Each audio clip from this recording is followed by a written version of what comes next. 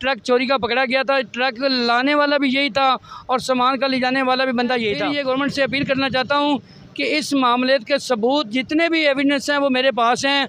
और जब solar company आई थी, नहीं, यहाँ पे सोलर के पंखे जितने भी लगे हैं वो वहाँ से गायब है और इस एडमिन तैर ने गायब करवाए हैं और हॉस्पिटल के पंखे ख़रीद के उतार के और फिर उसको 2000 के बेस पे बेचकर वहाँ लगा दिए गए।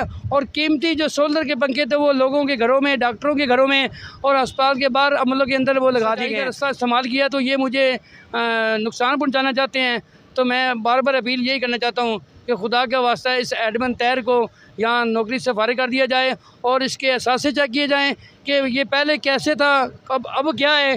पहले इसके पास 1 रुपया भी नहीं था, अब ये गाड़ियों का भी मालिक हो गया है, मकान भी खरीदने शुरू कर दिए हैं। मैं इसका बात का सबूत देने के लिए तैयार हूँ।